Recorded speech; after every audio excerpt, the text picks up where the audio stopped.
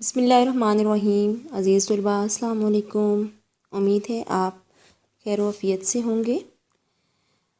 بچوں، آج ہم جس سبق کے بارے میں پڑھیں گے اس کا نام ہے ایمانیات اور عبادات۔ آپ کا یہ سبق جماعت چہارم کے اسلامیات کی کتاب کے صفحہ نمبر 7 پر موجود ہے۔ سبق عبادات اور ایمانیات پڑھنے سے پہلے میں آپ کو چند مشکل الفاظ کے معنی بتاؤں گی۔ مشکل الفاظ کے معنی یہ ہیں: ایمانیات، ایمان سے متعلق، عبادات، عبادت سے متعلق، کائنات، زمین اور آسمان کا نظام، وحدانیت، اللہ کے ایک ہونے پر یقین، آخرت کے معنی، قیامت، جزا و سزا۔ اس کے معنی ہیں نیک کاموں کا نیک بدلہ اور برے کاموں کا برا بدلہ، یعنی اگر ہم اچھے عمل کریں گے تو ہمیں اس کا اجر اچھا ملے گا، اور اگر ہم برے کام کریں گے تو ہمیں اس کی سزا ملے گی۔ اس کے بعد ہے شریعت۔ اس کے معنی ہیں اسلام کے احکام، یعنی اللہ تعالیٰ اور اس کے رسول کا حکم۔ اس کے بعد ہے صفات، جس کے معنی ہیں خوبیاں۔ اس کے بعد ہے عقیدہ توحید، اللہ تعالیٰ کے ایک ہونے پر پختہ یقین ہونا، جامع، مکمل، پورا۔ صحیفہ، آسمانی کتاب، جس طرح قرآن مجید، زبور، تورات، انجیل وغیرہ۔ اس کے بعد ہے پختہ یقین، یعنی پکا یقین، یقین کامل، پورا یقین۔ بچوں، آج ہم نے سبق ایمانیات اور عبادات کے مشکل الفاظ کے معنی کے بارے میں پڑھا۔ اب اس کے بعد ہم ایمانیات اور عبادات کے بارے میں پڑھیں گے۔ ایمانیات، کسی بات کو مان لینا، سچے دل سے قبول کر لینا، اسلام میں اللہ کے ایک ہونے، اس کا کوئی شریک نہ ہونے، اور اللہ کی طرف سے پیغمبر جو کچھ لے کر آتے ہیں اسے مان لینا، یا دوسرے لفظوں میں ہم یہ بھی کہہ سکتے ہیں کہ ہر وہ بات جس کے کرنے کا حکم اللہ تعالیٰ اور اس کے رسول نے دیا ہو۔ جس طرح حضرت محمد صلی اللہ علیہ وآلہ وسلم اللہ کے آخری رسول ہیں، آپ صلی اللہ علیہ وآلہ وسلم کے بعد کوئی اور نبی نہیں آئے گا۔ اس بات کو خلوص دل سے مان لینا اور زبان سے اس کا اقرار کرنا ایمان کہلاتا ہے۔ پیارے بچوں، ہر وہ انسان جو انبیاء کرام کی تعلیمات کو سچے اور خلوص دل سے مانتا ہے، اس پر یقین رکھتا ہے، وہ مسلمان کہلاتا ہے۔ مسلمان کا جتنا ایمان پختہ ہوگا، اس کا عمل بھی اس قدر مضبوط ہوگا۔ ایک سچے مومن کے لیے ضروری ہے کہ وہ اس بات پر یقین رکھے کہ مرنے کے بعد حساب لیا جائے گا، برے کام کا برا اور اچھے کام کا اچھا بدلہ دیا جائے گا۔ اسی لیے ایک مسلمان کے لیے ضروری ہے کہ وہ بنیادی عقائد، یعنی اللہ تعالیٰ، اس کے فرشتے، اب فرشتے کون سے ہیں؟ ویسے تو بہت زیادہ ہیں، لیکن 4 مشہور فرشتے ایسے ہیں جن کا اللہ کے ہاں مقام بہت بلند ہے، جن میں سے نمبر 1 ہے حضرت جبرائیل علیہ السلام، حضرت میکائیل علیہ السلام، حضرت اسرائیل علیہ السلام اور حضرت اسرافیل علیہ السلام۔ آسمانی کتابوں پر ایمان، آسمانی کتابیں کون سی ہیں؟ تورات، زبور، انجیل، قرآن مجید۔ رسولوں پر ایمان اور آخرت پر ایمان پختہ ہو۔ ایمان والے اللہ اور اس کے رسولوں پر ایمان رکھتے ہیں، ان دونوں میں فرق نہیں کرتے، اور جو پکے کافر ہیں وہ اللہ اور اس کے رسولوں کے درمیان فرق کرتے ہیں، بعض پر ایمان لاتے ہیں اور بعض سے انکار کرتے ہیں۔ لہٰذا ایمان کا تقاضا یہ ہے کہ مسلمان وہی ہے جو اسلام کے بنیادی عقائد پر یقین رکھتا ہے۔ اس کے بعد ہے عبادات، ہر وہ کام جو ہم اللہ کو راضی کرنے کے لیے کرتے ہیں، اور ہر وہ کام جو اللہ کی ناراضگی کا سبب بنے، اس کو چھوڑ دینا عبادت ہے۔ یعنی انسان کا ہر وہ کام جس کے کرنے سے اللہ خوش ہو جائے، ہر وہ بندہ جس سے اللہ محبت کرے، اس سے محبت کرنا عبادت ہے۔ ہر وہ شوق جس سے اللہ محبت کرے، اس کو سیکھنا بھی عبادت ہے۔ تو پیارے بچوں، عبادت کا تعلق صرف مذہبی افعال سے نہیں بلکہ معاشرتی افعال سے بھی ہے۔ جتنا ایک انسان اپنی زندگی میں اللہ کی مرضی کو لائے گا، وہ اتنا ہی کامیاب انسان بنے گا۔ پیارے بچوں، عبادت کی قبولیت کے لیے ہر مسلمان کے علم میں ہونا چاہیے کہ جب تک اللہ کی رضا اور نبی کریم صلی اللہ علیہ وآلہ وسلم کی سنت کی پیروی نہیں ہوگی تو اس وقت تک بڑی سے بڑی عبادت بھی قبول نہیں ہوگی۔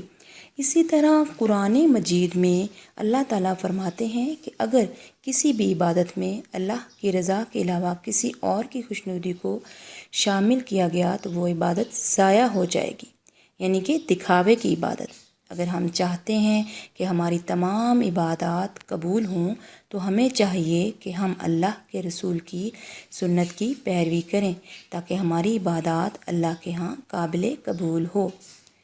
عبادت جو ہے وہ فرما برداری کا نام ہے۔ اب ہم عبادت کیسے کرتے ہیں، اس کا اظہار کیسے کرتے ہیں؟ ہم اللہ کے آگے اپنے آپ کو جھکا دیتے ہیں، نماز پڑھ کر اس کا اظہار کرتے ہیں۔ اسی طرح ہمارا دین اسلام ہے اور اس کا محل 5 ستونوں پر قائم ہے۔ اسلام کے جو بنیادی ارکان ہیں تو نمبر 1 جو ہے وہ توحید ہے، یعنی کہ اللہ کو ایک ماننا، رسالت حضرت محمد صلی اللہ علیہ وآلہ وسلم اللہ کے آخری رسول ہیں، نماز پڑھنا، زکوٰۃ دینا، روزہ اور حج بھی عبادات میں شامل ہیں۔ تو پیارے بچوں، اللہ کے حقوق کے ساتھ ساتھ بندوں کے حقوق کا بھی خیال رکھنا عبادت ہے۔ اللہ ہم سب کو اپنی رضا کے لیے عمل کرنے کی توفیق عطا فرمائے۔ پیارے بچوں، اس کے بعد ہم عقائد کے بارے میں پڑھیں گے۔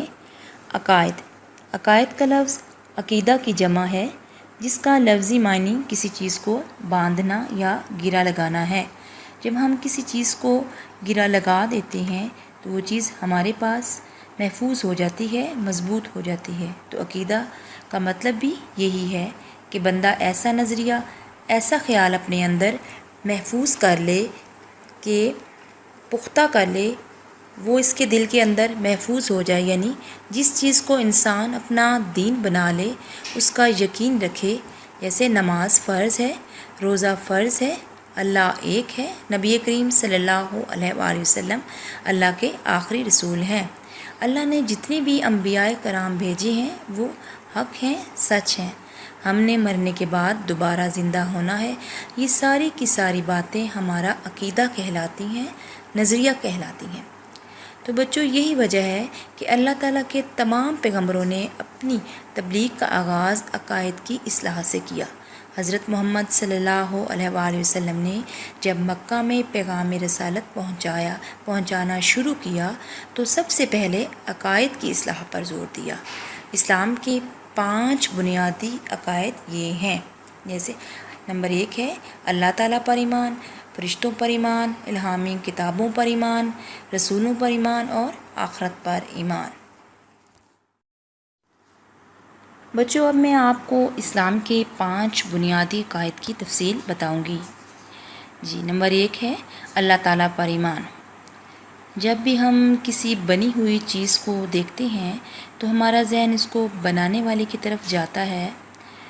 جیسے مکان کو دیکھیں تو معمار کا تصور آتا ہے، گھڑی دیکھیں تو گھڑی ساز کا تصور آ جاتا ہے، کیونکہ ہم یہ سوچ بھی نہیں سکتے کہ ایک مکان معمار کے بغیر اور ایک گھڑی ساز کے بغیر بن سکتی ہے۔ اسی طرح جب بھی اس کائنات کو غور سے دیکھیں تو ضرور اس کے بنانے والے کا خیال آئے گا۔ جس طرح یہ ساری کائنات کس نے بنائی ہے؟ اللہ تعالیٰ نے۔ اتنی بڑی کائنات اس کے بغیر کوئی اور بنا ہی نہیں سکتا۔ جس طرح سورج اپنے وقت پر طلوع ہوتا ہے اور وہ اپنے وقت پر غروب ہوتا ہے، سورج کا وقت پر نکلنا، غروب ہونا اس بات کی روشن دلیل ہے کہ اللہ کی ذات موجود ہے جس نے کائنات میں یہ خوبصورت نظام پیدا فرمایا ہے۔ دن، رات، چاند، سورج، زمین، آسمان کا نظم و ضبط سب اللہ تعالیٰ کی حکمت اور کاریگری کی نشانی ہے۔ وہی ہر چیز کا اصل مالک ہے، سب کو وہی رزق دینے والا ہے، صرف اللہ ہی عبادت کے لائق ہے۔ زندگی اور موت اسی کے ہاتھ میں ہے، وہ ہمیشہ سے ہے اور ہمیشہ رہے گا۔ اسی طرح اللہ کی ذات میں کوئی دوسرا فرد حصہ دار نہیں، لہٰذا اس کی کوئی برابری نہیں کر سکتا۔ نمبر 2 پر ہے فرشتوں پر ایمان۔ فرشتے اللہ اور مخلوق کے درمیان پیغام پہنچانے کا کام کرتے ہیں۔ توحید اور رسالت کی طرح فرشتوں پر ایمان لانا بھی ضروری ہے۔ فرشتے اللہ تعالیٰ کی نوری مخلوق ہیں، یہ روشنی سے بنے ہیں، انہیں کھانے پینے اور سونے کی ضرورت نہیں ہوتی، یہ ہر وقت اللہ کی عبادت میں مشغول رہتے ہیں۔ فرشتوں کی تعداد بہت زیادہ ہے۔ ساتوں آسمانوں میں رہنے والے فرشتے، جنت کے پہرے دار فرشتے، انسانوں کی حفاظت کرنے والے فرشتے۔ بچوں، ویسے تو بہت زیادہ فرشتے ہیں، لیکن 4 مشہور فرشتے ایسے ہیں جن کا اللہ کے ہاں مقام بہت بلند ہے۔ 4 مشہور فرشتے یہ ہیں جن کا میں ابھی آپ کو نام بتاؤں گی۔ نمبر 1، حضرت جبرائیل علیہ السلام، حضرت میکائیل علیہ السلام، حضرت عزرائیل علیہ السلام، حضرت اسرافیل علیہ السلام۔ تو پیارے بچوں، اب میں ان فرشتوں کے آپ کو کام بتاؤں گی۔ پہلے نمبر پر ہیں حضرت جبرائیل علیہ السلام۔ ان کا کام انبیاء کرام تک وحی پہنچانا تھا۔ انہیں روح القدس بھی کہتے ہیں۔ ان کی پہنچ سدرۃ المنتہا تک ہے۔ یہ جہاں جاتے ہیں زندگی اور حیات دیتے ہیں۔ دوسرے نمبر پر ہیں حضرت میکائیل علیہ السلام۔ یہ وہ مقرب اور مبارک فرشتے ہیں جو رحمت کے سوا نازل نہیں ہوتے۔ ان کا کام آسمان سے بارش برسانا ہے اور زمین سے اناج اگانا ہے۔ یہ بندوں کی روزی پر بھی موکل ہیں۔ اس کے بعد ہیں حضرت عزرائیل علیہ السلام۔ یہ وہ عظیم فرشتے ہیں جو اللہ کے حکم سے روح قبض کرتے ہیں۔ انہیں ملک الموت بھی کہا جاتا ہے۔ اس کے بعد ہیں حضرت اسرافیل علیہ السلام۔ نبی کریم صلی اللہ علیہ وآلہ وسلم فرماتے ہیں کہ اللہ کے ہاں سب سے زیادہ قریب فرشتے جو ہیں وہ ہیں حضرت اسرافیل علیہ السلام۔ ان کا کام یہ ہے کہ جیسے ہی اللہ کی طرف سے اشارہ ہوگا یہ قیامت کے دن سور پھونکیں گے۔ جی پیارے بچوں، اب ہم الہامی کتابوں پر ایمان کے بارے میں پڑھیں گے۔ عزیز طلباء، پہلے میں نے آپ کو بتایا ہے کہ مسلمان ہونے کے لیے ضروری ہے تمام رسولوں اور فرشتوں پر ایمان لایا جائے۔ رسولوں اور فرشتوں پر ایمان لانے کا مطلب یہ ہے کہ ان کی تعلیمات کو سچا تسلیم کیا جائے۔ لہٰذا رسولوں پر ایمان لانے کے لیے لازم ہے کہ ان پر نازل ہونے والی کتابوں پر بھی ایمان لایا جائے۔ اللہ تعالیٰ نے انسانوں کی رہنمائی ہدایت کے لیے اپنے رسولوں پر فرشتے حضرت جبرائیل علیہ السلام کے ذریعے آسمانی کتابیں نازل فرمائیں۔ یہ سب حق ہیں، اس میں جو کچھ ارشاد ہوا سب سچ ہے۔ 4 مشہور کتابیں یہ ہیں۔ نمبر 1، حضرت تورات حضرت موسیٰ علیہ السلام پر نازل ہوئی۔ نمبر 2، زبور حضرت داؤد علیہ السلام پر نازل ہوئی۔ نمبر 3، انجیل حضرت عیسیٰ علیہ السلام پر نازل ہوئی۔ اور نمبر 4، قرآن مجید حضرت محمد صلی اللہ علیہ وآلہ وسلم پر نازل ہوا۔ قرآن مجید سب سے افضل کتاب ہے اور افضل رسول پر نازل ہوا۔ یہی وجہ ہے کہ 1400 سال گزرنے کے باوجود بھی قرآن مجید کا ایک ایک لفظ جو ہے وہ محفوظ ہے۔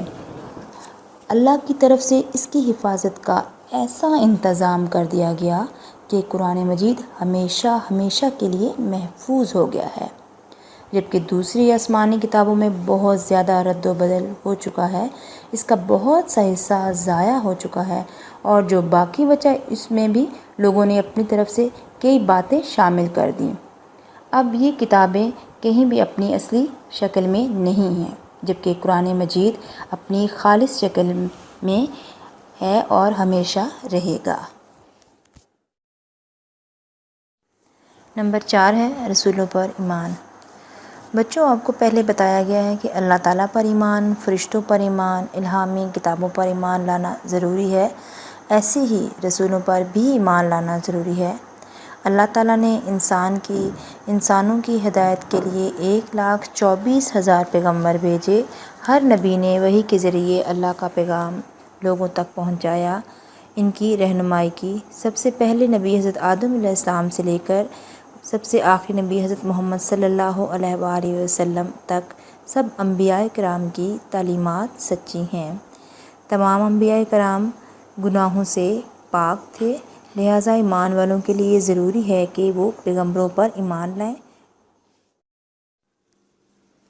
نمبر 5 ہے آخرت پر ایمان۔ اسلام کے بنیادی عقائد میں ایک عقیدہ آخرت بھی ہے جس پر ہر مسلمان کے لیے ایمان لانا ضروری ہے۔ آخرت کے لفظی معنی بعد میں آنے والی چیز کے ہیں، یعنی کہ انسان مرنے کے بعد ہمیشہ کے لیے فنا نہیں ہو جاتا بلکہ اس کی روح باقی رہتی ہے۔ اس بات پر یقین رکھنا کہ ایک وقت ایسا آئے گا کہ اللہ تعالیٰ اس کی روح کو دوبارہ جسم میں منتقل کر کے اسے دوبارہ زندہ کیا جائے گا، پھر انسان کو اس کے برے اور اچھے اعمال کا بدلہ دیا جائے گا۔ نیک لوگوں کو ایک ایسی جگہ عنایت کی جائے گی جو اللہ تعالیٰ کی نعمتوں سے بھرپور ہوگی، جس کا نام جنت ہے، اور برے لوگ ایک انتہائی اذیت ناک جگہ میں رہیں گے جس کا نام جہنم یعنی دوزخ ہے۔ تو پیارے بچوں، جس طرح دنیا کی ہر چیز علیحدہ علیحدہ اپنی ایک عمر رکھتی ہے، جس کے ختم ہوتے ہی وہ چیز ختم ہو جاتی ہے، اسی طرح پورے نظام عالم کی بھی ایک عمر ہے جس کے تمام ہوتے ہی یہ نظام ختم ہو جائے گا اور ایک دوسرا نظام اس کی جگہ لے لے گا۔ اسی لیے آخرت کی زندگی دائمی ہے، اس پر ایمان لانا ضروری ہے۔ جی پیارے بچوں، میں امید کرتی ہوں کہ آج کے اس سبق عبادات اور ایمانیات سے آپ نے استفادہ حاصل کیا ہوگا۔ ڈھیروں دعاؤں کے ساتھ اللہ حافظ۔